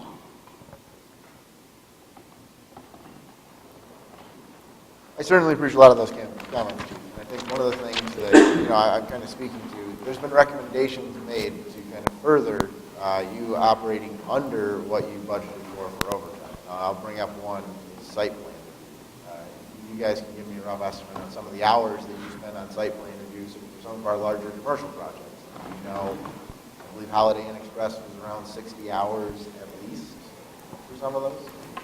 I think it started out at 60, and when the plans were changed midstream on the kind of construction he was doing, we basically, and it's possibly a flaw of the system, we had to start back from scratch again. He changed the kind of, he was going to stick build it or whatever, and then ended up going with a concrete situation. So we had to go right back to the beginning, and, those are costly. Those are costly. We've put a lot of time into the Midtown Garage. We've put a lot of time into every big project, and that's the way it is. I mean, if you wanted to make an alternative plan. I'm not trying to, come down on you for the number of hours you spend. I know that those take those number of hours. But talks with the mayor and during these discussions, an engineer for the city wasn't hired for us to supplement some of those costs by farming out the larger commercial projects. So we were not adding to our legacy costs. We were not adding to overtime. We were handing those to firms that are easily equipped to handle this and turn it back with some kind of time frame. Those are efficiencies that we've been recommended by the people doing the job, yourselves, the assessor, Ms. Birdsell. Those are recommendations that we made that we still haven't seen come from where it needs to come from. And those are things that we haven't seen. When I talk about the management of this budget and the money that you're doing, those are things that we know are going to reduce your costs that we haven't seen come. And those are kind of what I'm speaking to when I ask the mayor to weigh in.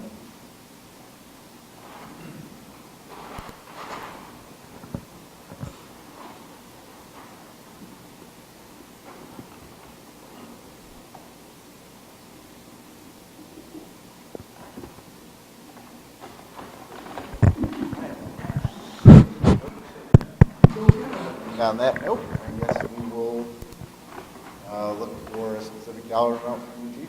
That's what you want to do for this discussion. We're talking about the better management of it. You're asking for the entire 200,000. I understand. You still held for something back in your budget. There's only 100,000 left until we make some kind of adjustments with the money that was moved towards codes. I guess I'd have to start with that and talk to whoever about what kind of changes you want to see in the fall when we're getting down towards needing that other 100,000. Councilor Reynolds put a lot of time in, but one thing I think we all agree on is changes will not happen in 15. With what we want to tweak and maybe need to do some schedule changing and stuff, I don't see any of that. It's almost the end of May. I don't see any of those hardcore changes. Maybe what you were talking about, or if we would hire a clerk or whatever. I mean, face it, we have code enforcement people sending out letters. We know what we need, but until we get some kind of plan to move forward with this, either we stop or we keep going how we're going, and I think everybody wants us to keep going doing this job. We presented that plan March 17th of last year. We did the plan, the feasibility study like you guys wanted. I thought that kind of said it all also, but no offense, I really haven't received a lot of input back on it.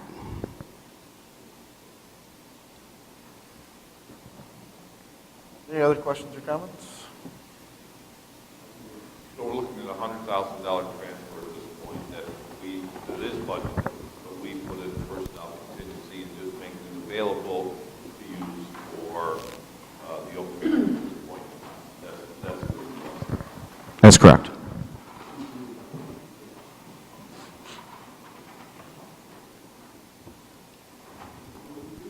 Then I guess I would recommend moving $25,000 or $50,000 into that account, and hopefully some discussions with the mayor could facilitate some of these money-saving efficiencies that we're looking to, that were recommended by the department heads. If we can see the mayor institute some of those, we could revisit moving more money into those accounts. That's agreeable with the council. Say 50,000. I'm discussing it with you, gentlemen. I mean, moving a portion of the money, obviously not all of it, to try and see if we can facilitate and hire some of these other management issues that we see that facilitate bringing down that number. Chief, you need some money right away. You're at 99. We're just over 100 now, and there'd be the 45 left. Yeah, it's at the rate, depending on what the week by week is. Sometimes it's 3,000, sometimes it's 4,000. I just didn't want it to get too close before. Some of these events that we talk about, I think they're fantastic, but some of these events do require not just Harbor Fest, some of these events, Battle Fest, they have 800 people in the canal. We staff that with a little extra people. It goes along with it.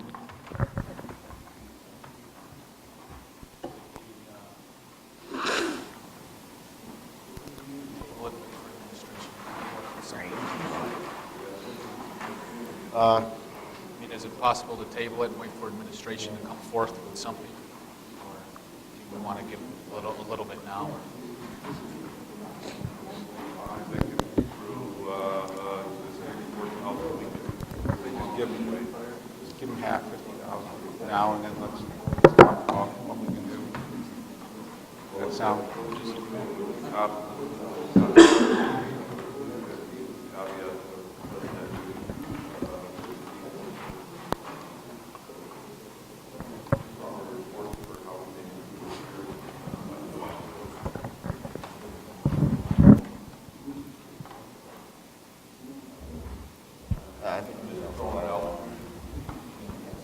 I mean, I would just say, in my opinion, I would say we hang on to it until we get something. Because the trend seems to be that we make exceptions and nothing comes. We're the bad guys at the end, it seems, anyway. So, I don't know. I have to agree with Councilor Barlow. I have to agree with Councilor Barlow on this, that we would table this discussion until we can see that the administrative level is going to facilitate some of these suggestions that are coming from our department heads on one side. Suggestions that you guys are presenting to make further efficiencies. We can see some of those in that, and then maybe we can bring this discussion back. That's agreeable with the council. How long would you give yourself on on the money you have left? Well, it should go month and a half, guess. That's not counting fires or whatever, calling emergencies. We do get some reimbursements for a couple of these events. If you get short, you can come back immediately, have an emergency, right? Yeah, what I was trying to do, councilors, is stay a little bit ahead of it so our backs aren't completely against the wall. I certainly appreciate all that, Chief, and believe me, you guys are doing an excellent job with the stuff that you're doing, but we have to facilitate some of these changes to get us where we need to go, and I think this is the route that we're going to have to take. I want to see you and the other department heads that are involved in this getting some relief with the changes that you're starting to suggest. We have to see those maybe possible somehow. I kind of see this as one of the avenues to take, trying to get this done.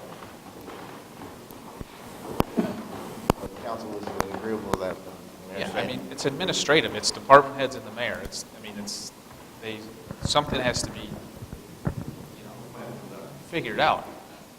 And then I'll be willing to fund whatever it is if it looks more efficient and better. I guess with that, I'll put a motion to the table. Second. Counselor Van Buren. Yes. Counselor Enright. Yes. Counselor Capelitz. Yes. Counselor McLaughlin. Yes. Thank you, gentlemen. Moving on to item number 7, Jeff McCroby, Fire Chief, is requesting discussion regarding ambulance rates and agreement. There's an attachment. Chief. Thank you, Counselor.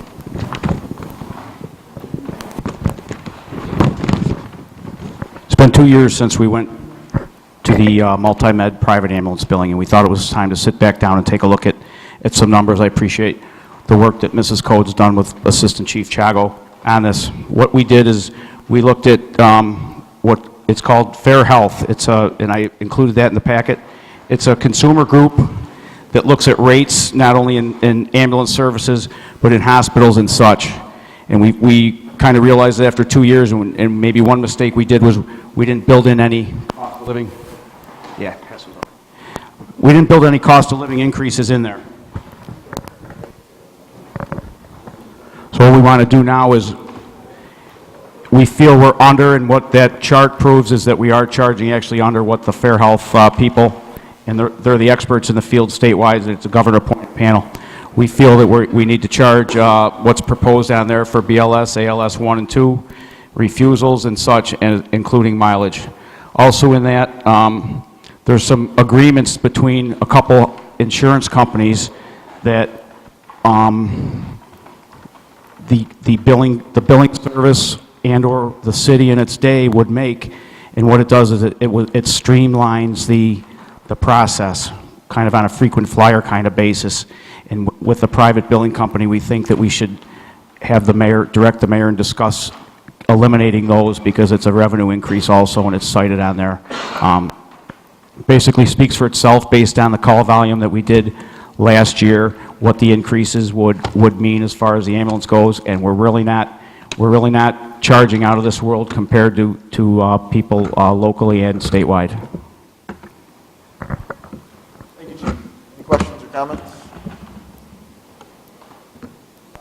I was part of the discussion to institute the multi-med program for them to kind of evaluate our billing, come through and assess what's going on from a third party to really monitor this and how it's going from the outside, so we really know what our true revenue was, what the billing was, get all the metrics that come along with that, and also aided our chamberlain's office, so the billing was taken out of their hands so that we could have them kind of monitor the reports and those things.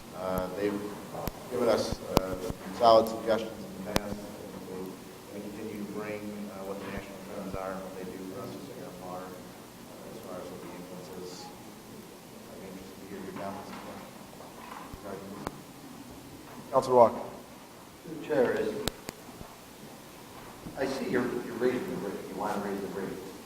Is that competitive with other ambulance companies? I mean, I just don't. Do you have, Counselor, in the big packet on the attachment, there's a chart, a chart that shows what we found that we were under what. That's a governor-appointed committee of health insurance people, health experts in the field, and when we looked at what they say statewide charges should be, we were at or below it everywhere, and they're the ones that are kind of responsible with their companies for negotiating contracts and paying some of the bills. So if they're saying that we should be here, maybe we should be here. You know, it's the way it's done. They're recommending that where we are on, in some cases, lower. Councilor, those are the metrics that I was talking about that multi-med provides. They have people on staff that spend time analyzing these trends and going through what it is that they're doing, paying attention to these committees and groups that are put together at the state level, federal level, and provide us that data. You don't know, I can back off. That's it. Councilor Henry. Chief, when are you proposing this to take effect? There's either, we feel through the company that we talked to, there may have to be a 30, 60-day window, or possibly wait till the end, halfway through a year to the end of the year. He wasn't sure how these things could go. That's as far as the agreements go. For the rates, as soon as they're voted on, we see no reason. You know, probably a mistake we made was not put some kind of raise in there, and part of the proposal will be perhaps 5% every year to keep up with it. The cost of everything goes up. We didn't think of it at the time when we set those new rates and switched over, but we feel that's the way to do it now. We want to have, without playing the whole hand out, we want to have the mayor or someone look at this and also look at the percentage we're paying to multi-med. If you understand, you know what I mean? Any other questions, Councilor?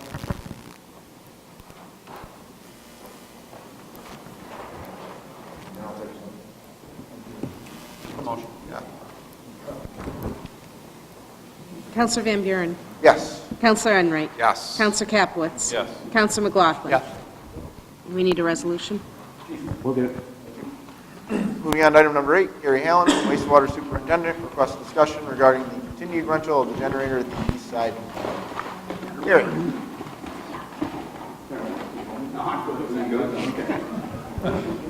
Never know. When I approached the council back in, well, toward the beginning of the year, We didn't know how long the replacement of the generator was going to take. Now that you gave the project out, we now know it's going to go till the end of the year, possibly, and we only made a budget amendment for 4 months, because at the time we didn't know how long we needed to do it for the rental. That's $4,200 a month that we have for the temporary generator. So now we're looking for a budget amendment to fund that for the rest of the year, out till December. But anything that as soon as the generator comes online, whatever funds we're beyond what we need will be returned, obviously. Right, and not to exceed, but budget amendment. Thank you, Gary. Gary also needs a budget amendment for the engineering services of 52.9 that we currently took out of his operating budget that were not budgeted, and he's getting to the point now where he has to pay other bills, and we said then that we would come and do these once he had the final figures for everything. So that budget amendment, not to exceed, will also include the engineering fees of 52.9. Thank you. This is one of the unfortunate events that happened last year when the generator went down, and now we have to put the solution in place and get it done. Any questions or comments on this? We really don't have much choice. Second. Counselor Van Buren. Yes. Counselor Enright. Yes. Counselor Capelitz. Yes. Counselor McLaughlin. Yes. Thank you, Gary. Item number 9, Susan Deary, City Assessor, requests discussion regarding the demolition of dangerous/abandoned structures located at 59 West Liberty Street, 268 West Chester. Well, as you know, we have many abandoned structures in town, but a few have become particularly egregious. I listed the 2 here that we've had the most complaints upon, and the counselors of the ward, Counselor Enright, Counselor Barlow, we've been working with 59 West Liberty Street. The structure is, the back third has collapsed. Code Enforcement Officer Ray Abbott visited the structure several times over the last year and a half, and just recently, I believe it was May 5th, he and I visited the structure, and there has been more collapse. Also, there's considerable deflection on the north wall of the remaining structure, and he believes it to be a detriment to the neighboring properties and or persons that may be in the area. He believes it to be more than 50% unsavable, and as per our code, and I'll defer to the city attorney, if a structure is in such dilapidated condition, we can ask that the council, under consultation with the city engineer and the code officer, have it removed, have it, we have sent out notices of, many notices to the property owner over the last 2 years. Most recently, the one on May 5th gave him 10 days to comply. And we did refer the code to him, and Code Enforcement Officer Abbott did speak with the owner of the property, who said he had no intention, he had no means and no intention of correcting the situation. The property has been deemed unsafe and taped off, can't pass through the sidewalk. It's, it's a nuisance to the neighbors. And quite frankly, there's small children playing I witnessed it myself, in the yard right next door. There's a 8-10-foot chimney that I don't know what's holding it up, and I wouldn't want to have my children playing in the yard next door. So I know the city can act on this, the council can act on this, and I've been asked to bring it before the council to discuss.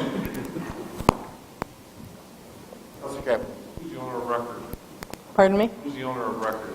The owner on record, Mr. Robert Allison.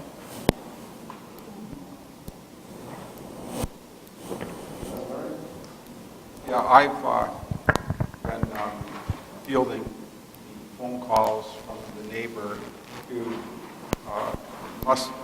I have to put her up for sync, but this lady has been very calm and very cordial in requesting something be done with this house. And at first, it just started off with the raccoons and the animals in it, and then the house started to collapse, and it was actually leaning up towards her house, and she has children, and it even was, we had issues with being broken into during the Bridge Street run, having people in there. Then we had another complaint the following day with animals in there. Both times we responded, but it's dangerous. It really needs to come down. And that's why I'm asking you. So let's get this place down. What will be our approximate cost of demolition? I would, Approximate could be a ballpark. I would, I won't hold you to it. If you remember the last time that we did this, Counselor, for Counselor Walker and his ward, we'll have to seek bids for the various processes of demolition, go through those steps, likely. That'll be what we have to do when we start. So there aren't costs to be on hand, we have to figure it out. The emergency would need to be bid out. If it's that, in that condition, my concern is, I just don't want to get hurt there. I'm sorry, I don't want somebody getting hurt there.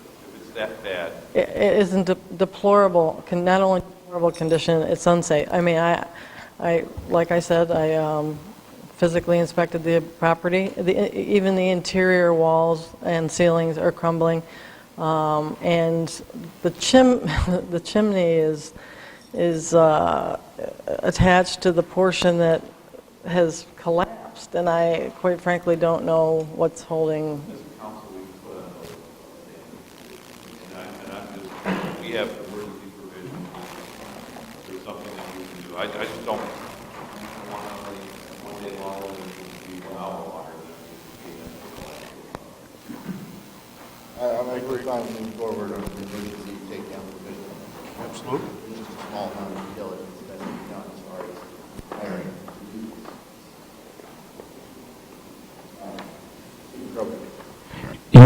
You really need to go see this, and don't look from the street, and take a walk in the back. They're on 33 lots down there. They're tiny. It's a sad case because it's a homestead forever, and there's not the means to support this thing anymore. It's loaded with cats. We had to order to have the gas and the electric turned off. I second the nomination of that neighbor for whatever you can do for her. They're tight. It's a mess. It's unhealthy. But don't just take a cruise by. You get out and walk in between there, and I think when every one of you looks at it, you're going to say, it's got to go. And it's, I know there's been some taken down in the past, and no offense to you, Councilor Barlow, but it makes the one that we're looking at in your ward look like, there's great hope. This thing has to go. There's probably not 10 feet between the structures at I visited one the point. site on May 5th, the day that the back portion collapsed, when the order National Grid to remove the stuff. It is an absolutely terrible condition. We'll move both these forward. Yeah, I would accept the motion. I'll make a motion. Just to touch on 268 West Fifth, I have to thank City Assessor Sudiri, and a large portion of the credit can go to Chief McCrovey too, and the proactive neighbors who live around the house. And it's the infamous pink house on 5th Street by Kingsford Park. And while it might not be as bad as Councilor Enright's, look at the surrounding houses and neighborhoods. This house is in a nice neighborhood, and it just brings down the whole, both sides of the street. And once we get through I believe it's being foreclosed on now, once we get through that process and we can allocate funds to get this down, that'll be a huge victory for that block and even the whole 5th Ward, really. I mean, it'll make all the difference. And it's right by school. Who's the owner of record? For 268. 268 West 5th Street. The owner on record is Kenneth Foster, and the structure was deemed unfit for occupancy or use on 4/8/2014. It continues to deteriorate. If you drive by it, it's, again, in deplorable condition. The steps are crumbling, the windows are boarded up, and I know we've had continuous problem with vermin. As far as the structural integrity, Lieutenant Bennett, Code Enforcement Officer Bennett, was in charge of this property, and he is writing up a report. He also was waiting to hear.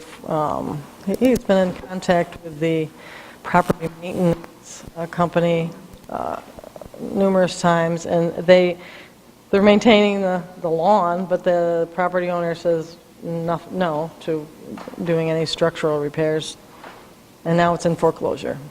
So. It's going to be a process. We continue the orders to remedy, and then soon be appearance tickets and such.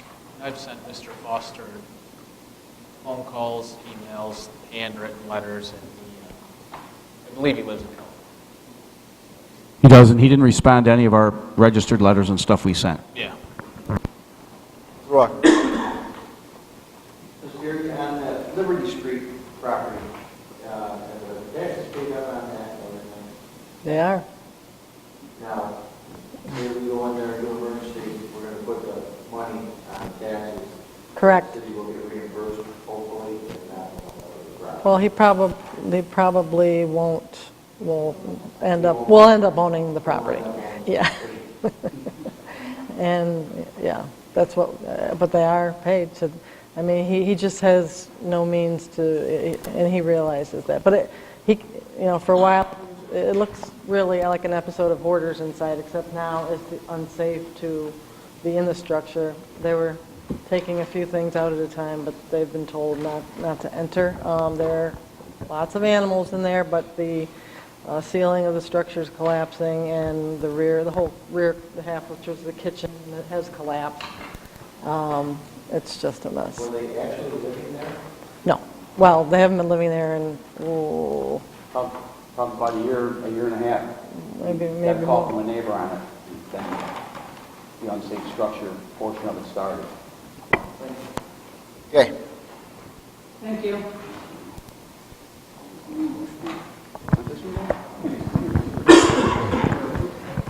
Thank you. Just so that everybody's aware of what the law is here, we do have a provision in the code that for unsafe structures, and it provides that the code enforcement officer would bring their findings to the city engineer, that there would be a hearing held by the city engineer, and a determination made as to whether the property needed to be repaired or demolished, and then the owner directed to do that, and only then being brought before the council for the city to do it if the owner fails or refuses to do so. There is an exception to that, and I believe that's what's being referred to here. And the exception is for emergency cases. But for there to be an emergency case, it has to, quote unquote, reasonably appear that there is immediate danger to the life or safety of any person unless the dangerous building is immediately repaired, vacated, or demolished. And then the building inspector reports that to the Common Council, and then the Common Council may direct the city engineer, or whoever is standing in for the city engineer at this point, to cause the repair or demolition or whatever of the dangerous building. And then we would be able to collect the funds by applying them to the taxes on the property. So any such resolution that would be passed by the Common Council to act on either of these properties, there has to be a finding. I would recommend, to protect the city, that there be a written report to the council that the property is, that there is an immediate danger to the life or safety of any persons, and that the emergency provision should go into effect. And then that should actually be in the council resolution. And without such a thing, then I would recommend that if there is any building that needs to be demolished and the council's considering it, without that finding, that it go through the hearing process with the city engineer as is set forth in the code. I would propose for 59 West Liberty Street that we ask for demolition based on a recommendation from either our codes or an engineer or an engineer that we have to pay for. We can have that resolution prepared and ready for Monday night. And between now and Monday, get that letter to go into the file so that we can make this emergency demolition. I would also suggest, Jeff, tongue-in-cheek, maybe we can use the machine that's become a monument on the corner of Mellon and Murray Street for the last 4 or 5 months. They might be able to use that down there, so. I had to take that shot. Through the chair for the city attorney, does that is that report by an engineer, or can that be by the CEO that's on the case? The written report you were Says the referring building inspector That would be Ray. shall report such facts to the common council. They'll write a written report to be ready for Monday.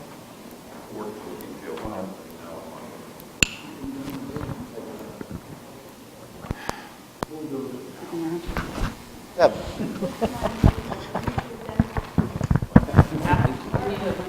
You need to identify a funding source. You have two options. You can do a budget amendment, or you can take it out of these special projects which you started for demolition. We have it In special projects, $115,000. Get a motion. I'll make a motion. Counselor Van Buren? Yes. Counselor Enright? Yes. Counselor Capelitz? Yes. Counselor McLaughlin? Yes. And we need a resolution? I can prepare it.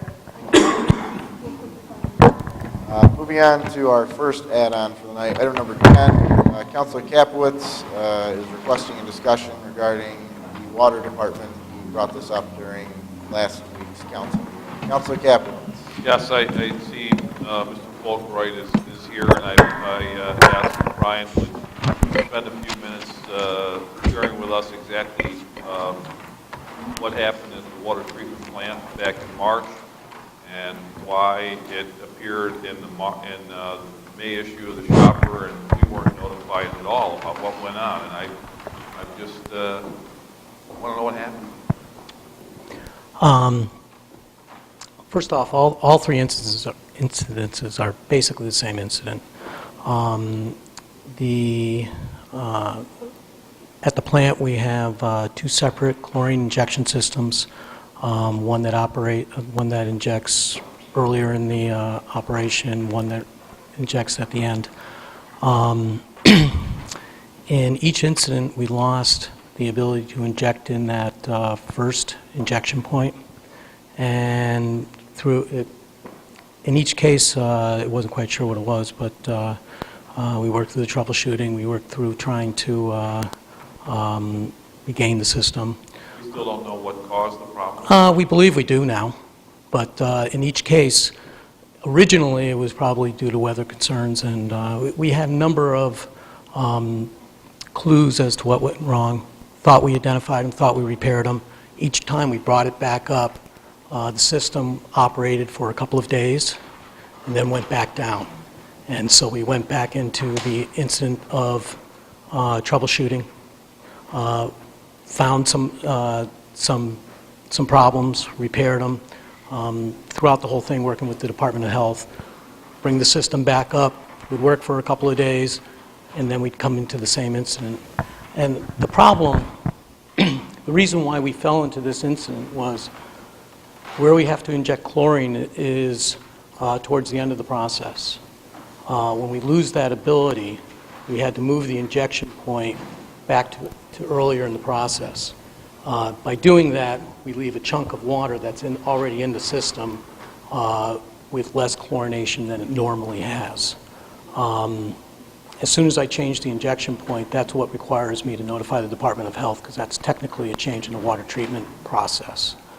One of the things I want to emphasize is there is a second chlorination system that's online at all times. So at no time did water leave the plant that was unchlorinated or not disinfected. The reason for the first injection point is it adds what's called contact time, which in some situations is there to guard against viruses and some other things. By bringing the Department of Health in early was actually a good thing, because it was determined that we didn't have, there was no danger, there was no compromised water, there was not an issue with what was going out into the system. Why do we have to file a notice? Well, but technically, by the limited contact time, it did throw us into a water treatment issue, which, as far as the Department of Health is, considers it has to throw it into some sort of compartment. They threw it into a compartment that required to have this notification. I didn't even realize it. We didn't even get a letter until a month after all this. It wasn't until the second week of April that we received something that said we had to put a notification out. And at that point, we started on the clock, and we had to get something out, within a couple of weeks. I didn't appreciate, Brian, right up front, I didn't appreciate reading the shopper and not having it discussed here. In retrospect, it should have been brought out. One of the odd things about this notification, and even when you read it, it sounds a little goofy, is it's not, our incident doesn't fall into any of the categories. And so it's kind of putting a square peg in a round hole. We had to put out this notification. We had to use this template. We couldn't take any of the verbiage out of it. We could add a little bit. And so it caught me by surprise, quite honestly. And in retrospect, we should have. We did discuss who we needed to alert, and, my error in not probably putting it forth, but so far after the fact, it really, I didn't think about putting it out to you guys, and I should have. We talked about it, but, we talked about who we needed to go see. I was thinking more, along gay lines, but, it just didn't occur to me to copy it. I would just say to you that any time that we have any slightest chance of compromising public safety, with whatever it may be, this council will review. Absolutely. And if there, again, if there had been any type of concern, there would have been an announcement the day of, whether it would have been a boiled water or an advisory or something. But it was really deemed a non-event. Unfortunately, it required this notification. And, you're absolutely right. I should have sent out something, but literally it was 6-7 weeks after the fact. My apologies. But I got folks calling me after an article saying, I was sick Thursday. And it'd be nice to have the information. My apologies. Any other questions or comments? This is The chair, Miles. Come on, boy. just to clarify. What I got is there at no point was the drinking water compromised. We had. I'm sorry. What? Brian, you were saying that at no point in time was our drinking water compromised. Not at all. The only issue was the fact that we changed our injection point, which I understand you have to notify them because it's a change of process. Mm-hmm. And that if we happen to fall into a different category of of the excursion. So this particular category required us to make this report, which you were not aware that we fell into that category. Our drinking water was fine. We never had an issue with Not at all. any of our drinking. Not at all. I mean, it all went out at the proper disinfectant levels. We spent days testing disinfectant levels, doing a lot of extra back T tests, so the whole 9 yards. And, and I got to say, during this whole time, and it's a 3-week, we've been working at trying to resolve the issues, too. I mean, I can go into details into each separate incident, because they're all unique, they're all different. And, so we were struggling all through that time, really trying to resolve the problem. And in each case, we thought we had it. And, again, we had to go through Department of Health, okays to start up, the whole, to do the changes. And, again, I go back, I wasn't expecting this. The actual notification for us to have to do this from the state literally came a month after the incident. And so I was blindsided by that a little.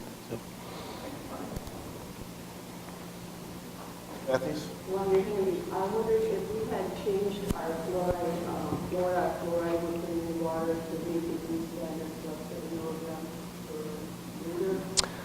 Actually, the EPA has not yet passed that as what it is presently the range is 0.7 to 1.2. We've been at 0.7 probably for 8 years. So we're as low as we can possibly be. To prevent fluorosis, that's too much fluoride in establishments, and they're changing. I think the current standard would be back like 1962 or something, when they did study it. Back with the Red Scare. Thank you. Yep. Any other questions or comments? Seeing none, I guess I would just make a comment that I feel that these are another one of those situations addressed at the administrative level. It's kind of public, drawing out the department heads and talking to them directly is kind of blurring the lines of what our responsibilities and duties are. We certainly have, a duty to get accountability for what it is that we're doing. But I believe this is another one of those actions that, you brought to the mayor's attention, and hearing from him on the follow-up of that would have been more beneficial than hearing directly from the department as far as the management standpoint. Moving on to items number 11 and 12. We have 2 requests for executive session. Personal services. Number 6, medical, financial, or credit or employment history of a particular person or corporation or matters leading to the appointment, employment, promotion, demotion, discipline, suspension, dismissal, or removal of a particular person or corporation, as well as the proposed acquisition, sale, or lease of real property or the proposed acquisition of securities or sale or exchange of securities held by such public body, but only when publicity would substantially affect the value thereof, specifically regarding 375 Mitchell Street. I'll take the motion. Second. Counselor Van Buren? Yes. Counselor Enright? Yes. Counselor Capelitz? Yes. Counselor McLaughlin? Yes.